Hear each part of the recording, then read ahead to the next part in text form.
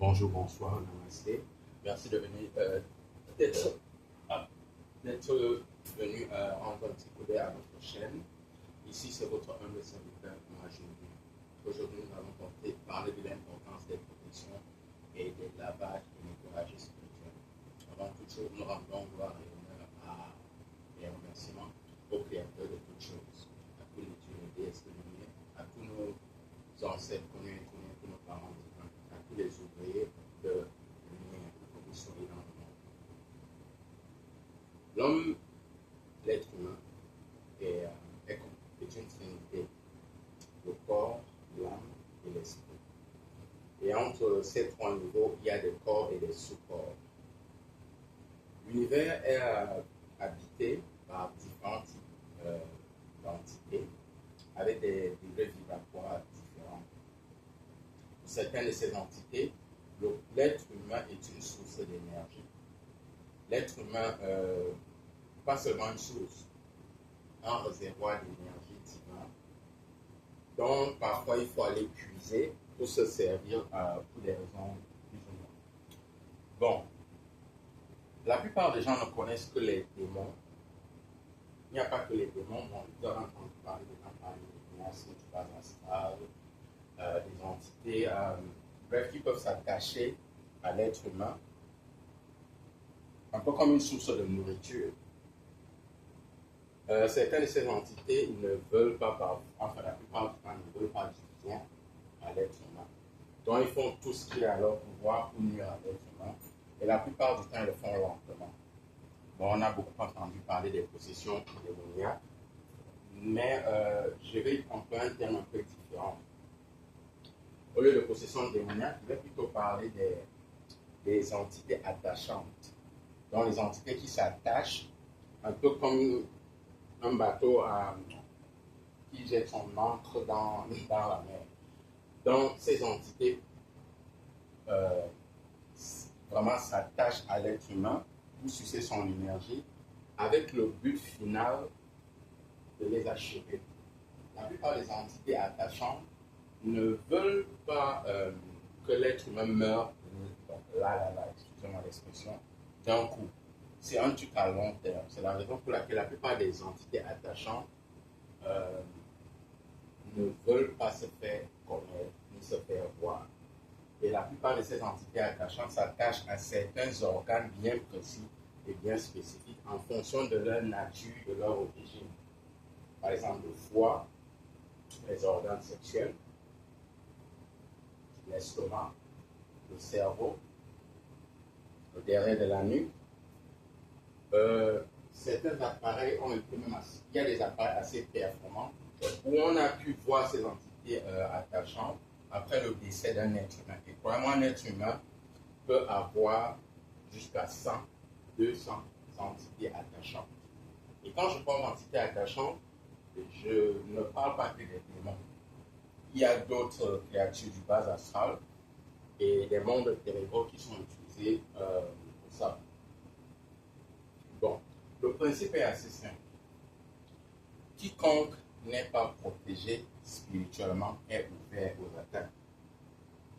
Quiconque n'est pas spirituellement protégé est plus ou moins habité par des esprits d'entités attachantes. Bon, il y a plusieurs manières. Si vous n'êtes pas protégé, dépendant du lieu où vous êtes, par exemple, vous avez entendu parler des larves astrales, ceux qui font des endroits d'ordures, des poubelles et tout. C'est là une des raisons pour laquelle on conseille à certaines personnes de ne pas garder les ordures dans la maison. Et si vous le faites, n'attendez pas qu'elles prennent une certaine ampleur, parce que ça attire certaines entités qui aiment les pourritures. Bon, il y a aussi des entités qui aiment tout ce qui est vraiment comme que le corps rejette, comme les urines, la matière fécale, et ce genre de choses. Donc, qui aiment le sang, par exemple le sang des menstrues des femmes, ou bien tout endroit où il y a une coupure, peut-être une blessure, et j'en passe. Il y a des entités qui entrent dans le corps à travers d'autres manières. Par exemple, quand un être humain se livre à la consommation, ça c'est vrai. à la consommation de certaines drogues très fortes. Chaque fois qu'ils planent, les drogues, la plupart du temps, baissent le taux vibratoire d'un être humain. Parce que c'est l'une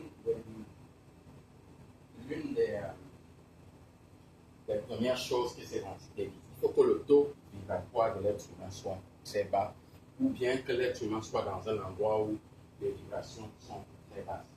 C'est plus ou moins normal, c'est un peu comme les cafards, donc là, les souris, les rats et tout le reste. Donc, un être humain qui se livre à la consommation de certaines drogues fortes, y compris l'alcool, chaque fois que l'être humain est sous ou bien il plane, ces entités, voyant que le taux vibratoire est bas, vont entrer dans le corps de cet être humain. Et quand la drogue ou bien l'alcool commence à perdre son effet, quand l'être humain récupère petit à petit son esprit, ces entités vont sortir.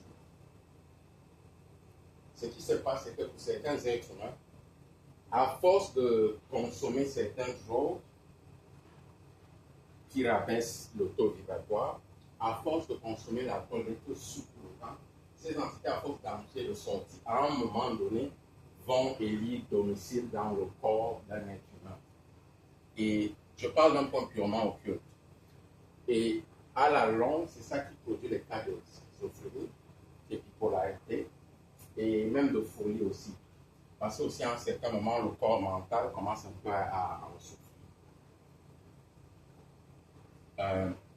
Bon, vous avez entendu les gens dire que bon, l'alcool, le mot alcool vient du nom d'un des noms en arabe qu'on appelle alcool. Il y a une boisson qu'on appelle aussi gin. Bon, c'est juste une petite parenthèse. Ça, c'est une chose. Il y a aussi certaines entités qui entrent dans le corps parce qu'un être humain peut être aussi habité par d'autres êtres humains. Il y a des cas de possession d'êtres humains qui envahissent le corps d'un être humain. Bon, dans certains cas de haute sorcellerie et de haute magie, ça c'est facile. Ils envahissent le corps d'un être humain au point de téléguider ce corps et d'en puiser, en tirer certaines choses. Bon, je répète, un être humain qui n'est pas protégé est forcément proie aux entités attachantes. Et à la longue, ça cause des dommages dans tous les aspects de la vie d'un être humain. Financièrement, matériellement, sexuellement, émotionnellement, tous les domaines d'un être humain. Et un être humain en souffre. Parmi aussi les entités attachantes, ça va vous surprendre, il y a souvent aussi le cas des ancêtres. Certains ancêtres, quand ils meurent, se retrouvent, la plupart des gens, des longs ancêtres, parents avec grands-parents, tantes, cousines, frères, amis, bon. Quand ils décèdent, si les rites n'ont pas été bien faits, ces ancêtres de l'autre côté souffrent énormément, ils se retrouvent la plupart du temps dans le bas astral. Ils ont besoin, un peu comme dans le plan physique, de nourriture, de lumière, de vêtements, de maisons. Mais de l'autre côté, ils n'en ont pas. Parce qu'on n'a pas bien préparé, comme je dis, on n'a pas bien fait les rites des funérailles. Donc, ce que font ces ancêtres à la longue, ils disent, mais tiens, j'ai quand même laissé des enfants, des petits-enfants, pourquoi ils ne m'aident pas? Non. Ils viennent donc emprunter dans le monde des vivants. Et quand ils empruntent, c'est un peu comme vous avez une réserve de 100 000. Les ancêtres viennent petit à petit, prennent 100 francs, 100 francs, 100 francs. À la longue, ils vont épuiser votre réserve de richesse, soit de bonne chance, soit d'opportunités matérielles, financières, bref, tout ce qui concerne votre succès. C'est un petit aspect que les gens ne comprennent pas. C'est la raison pour laquelle, dans la plupart des cultures et civilisations dans le monde, on rend des hommages et on fait des offrandes aux ancêtres pour qu'ils ne viennent pas emprunter dans le monde des vivants, aussi pour libérer leur âme et leur préparer une prochaine incarnation pleine de succès. Et en retour, ils nous aident aussi. Bon, parlons de solutions. Oh, en passant, nous avons un service, donc petite pause commerciale. Nous avons un service de protection et de défense contre les arts ténébreux. Donc, dans les arts ténébreux, nous parlons de quoi? Nous parlons de tout ce qui concerne la sorcellerie, les envoûtements, les possessions démoniaques, la magie noire, bref, tout ce qui est vraiment noir et ténébreux qui ne cadre pas avec la lumière. Dans cette histoire de protection, c'est d'abord, pour simplifier la chose, c'est une affaire de rapport de force. Quiconque a la protection la plus élevée. Et tout dans l'univers est une question de degrés et de niveaux. Donc, toutes les protections n'ont pas le même pied d'égalité. Il y a certaines protections, c'est des trucs basiques. Il y a des lavages, c'est des trucs basiques. Par exemple, on va parler de la basique, la sauge, brûler la sauge, les encens, la myrrhe au Liban. Ça aide. Mais il y a des cas d'entités attachantes tellement fortes et élevées, surtout ces derniers temps, parce que les ténèbres ont un peu pris un dessus. C'est le monde des ténèbres, en fait. Alors, très peu de personnes ont un degré spirituel très fort de nos jours. Donc, les trucs de protection et de lavage basique, contre certains types de démons, ça n'a aucun effet. Donc, nous offrons un service de protection et de défense spirituelle. Dans ce service, il y a ça inclut les médaillons, ça inclut des lavages, nettoyages. Et il y a aussi certains petits enseignements que vous pouvez utiliser qui vont vous aider et pour le reste de votre vie. C'est un peu cher, mais considérez ça comme un investissement parce que votre vie en dépend. Considérez ça comme un investissement. Pour ceux qui sont intéressés, vous pouvez m'écrire à WhatsApp au numéro, pour commencer par le code 001 917 651 60 44 001 917 651 60 44. Mais pour ceux qui ne peuvent pas pour l'instant, n'auront pas les moyens pour ce service de protection et de défense, nous allons vous donner quelques petites astuces gratuites que vous pouvez utiliser entre-temps. Bon. Il y a une prière que nous allons mettre dans la description. C'est une prière en hébreu, ça s'appelle Anabakoa. Faites un effort de mémoriser cette prière. Excusez le lapsus. Mémoriser cette prière. C'est une prière très, très, très puissante. C'est puissant. Pour qu'elle ait plus d'effet, il est mieux de la réciter par cœur. Ne laissez pas la langue vous décourager. Nous connaissons certains d'entre vous qui peuvent chanter des chantons dans une autre langue que la leur avec perfection. Donc, ce n'est pas apprendre une prière qui va vous dépasser. Aussi, vous pouvez réciter la prière le Notre Père 21 fois. La première prière, le Anabakoa, la réciter 21 fois chaque jour devant une bougie blanche. Quand vous la récitez, regardez la flamme de la bougie en la récitant. Si vous voyez des manifestations paranormales, n'ayez pas peur, c'est normal et c'est bien. Des prières faites devant la flamme, devant le feu, ont ce côté-là que ça va un peu plus vite en haut.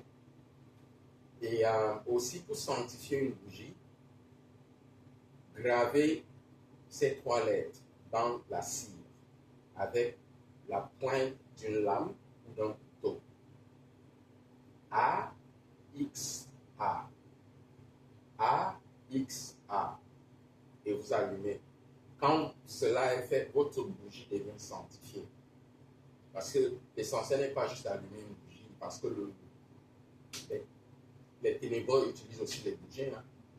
Par contre, quand vous gravez ces lettres, tout ce que vous allez faire avec cette bougie est sanctifié. Et si vous priez devant cette bougie, vos prières vont aller en haut un peu plus vite. Quand je parle d'en haut, je dis dans l'autre là, dans le monde des dieux, et vos prières seront un peu exaucées plus rapidement. Et même si ce n'est pas pour prier, vous pouvez toujours graver ces 3 lettres et laisser allumer la bougie. Ça va illuminer l'endroit où vous vous trouvez. Je conseille aux gens d'éviter de dormir dans le noir. Faites un effort de ne pas dormir dans le noir. Avec une bougie ou une lampe, bon, c'est mieux. Dormir complètement dans le noir, si vous décidez de le faire, vraiment, il faut avoir un très haut degré de protection spirituelle. Petite astuce aussi, évitez d'avoir une bougie devant un miroir, du moins directement devant un miroir. Évitez de le faire. Petite astuce aussi, évitez de vous regarder, dans le miroir, dans le noir.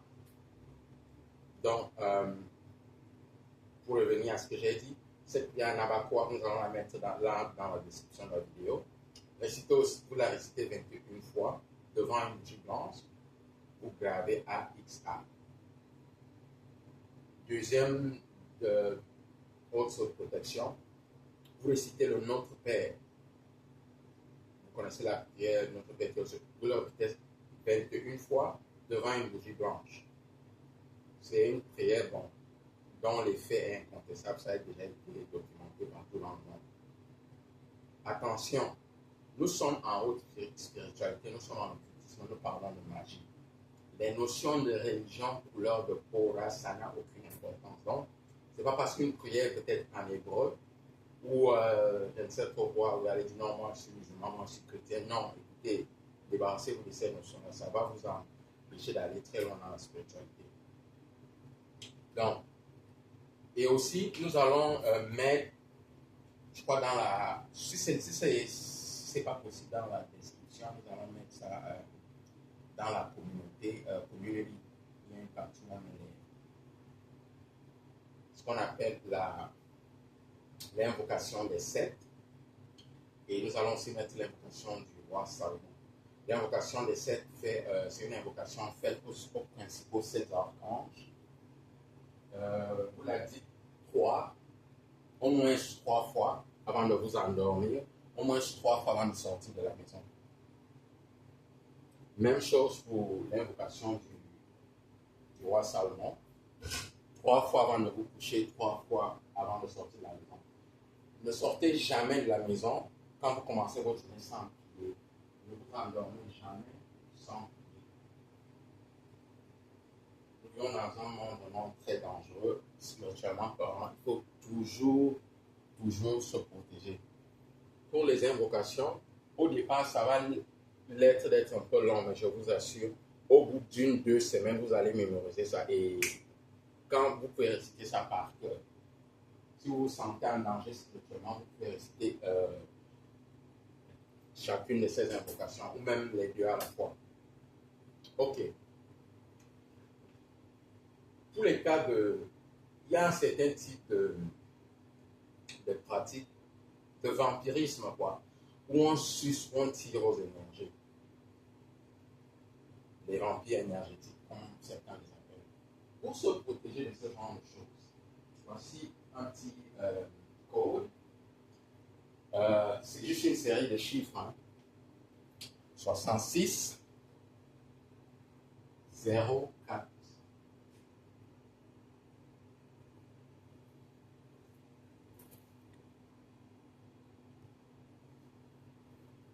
Alors, désolé pour la petite pause. C'est 66 0 24 90 1. 66 0 24 99 90 1. Donc 66 0 24 90 1. Vous répétez cette série de chiffres 3 fois en vous concentrant sur tout votre corps. Ça va créer un bouclier. C'est un bouclier très très, très, très puissant qui a été créé par l'utilisateur. Vous le répétez 3 fois en vous concentrant sur votre corps. Ça va vous protéger de toute forme de vampirisme énergétique pendant 24 heures. Il est mieux de le faire très tôt le matin au lever du soleil. Donc, que le soleil se pointe très tôt le matin, dépendant du pays où vous êtes, la plupart, bon, dans certains pays, le soleil se lève à 6 heures du matin, certains pays à 7 heures du matin. En Occident, bon, dépendant des saisons, parfois, bon, quand le soleil se lève, ou bien vous pouvez aller sur Google, taper, on va vous dire à quel jour le soleil se lève chez vous, dans votre pays. Vous récitez ces chiffres, cette série de chiffres, 3 fois d'affilée.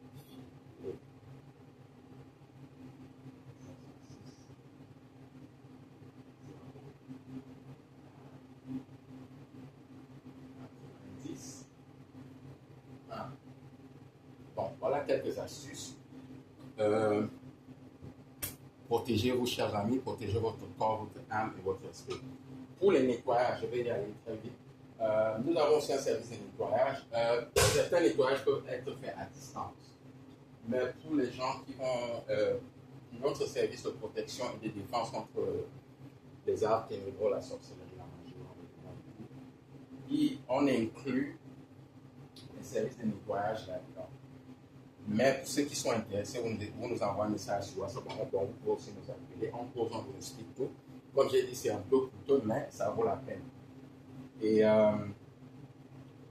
bon, vous pouvez faire des nettoyages avec l'eau bénite pour ceux qui peuvent. L'eau bénite avec du sel béni. Vous pouvez commencer par là. C'est efficace. C'est efficace, mais c'est vrai, il y a des choses dont il faut se débarrasser.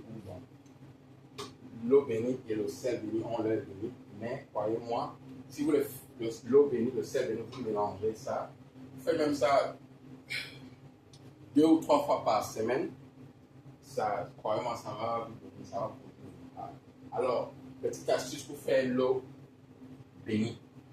Il y a plusieurs manières, vous avez entendu parler de l'exorcisme de l'eau, l'exorcisme du feu. Pour l'instant, nous y reviendrons. La prière dont nous avons parlé un peu plus tôt, le Anabakoa. Pour faire l'eau bénite, prenez l'eau de source, l'eau minérale, priez dessus 21 fois, donc dites 21 Anabakoa. Priez sur l'eau minérale 21 fois, cette eau devient une eau bénite. Et je répète, ça doit être de l'eau minérale, donc ça ne doit pas être l'eau du robinet ou bien l'eau minérale. Vous pouvez trouver l'eau minérale, même si vous achetez une bouteille d'un litre. Maintenant, vous pouvez, cette eau, puisqu'elle est minérale et elle est saine, vous pouvez maintenant, même si c'est une petite quantité, vous versez ça dans un autre, même si c'est dans un seau d'eau, dans une autre bouteille, automatiquement cette eau devient aussi saine. C'est un peu comme une espèce de transmission par osmose, si vous comprenez ce que je veux dire. Donc, les nettoyages, la protection, c'est très important. Parce que quand vous sortez là dehors, vous recevez les énergies négatives. Bon, vous n'êtes même pas assez mieux placé pour savoir exactement d'où telle ou telle énergie vient. Parfois, vous avez même des émotions, des sentiments, des pensées négatives. Vous croyez que ça vient de vous. Parfois, ça ne vient pas de vous. Il y a des méthodes de suggestion. Parfois, ça vient d'ailleurs. Parfois, donc, faites les lavages, les nettoyages, les protections aussi. Et vous allez voir, certaines choses vont commencer à se décanter dans votre vie petit à petit. Je vous assure qu'avec ces petites astuces-là, vous allez accomplir des merveilles. Mais je de grâce, soyez consistant. Soyez consistant. Prenez votre spiritualité au sérieux. Ok. Ici, Mage Nubien, je vous remercie infiniment. Partagez, likez, souscrivez-vous. Et à très bientôt pour... Bye.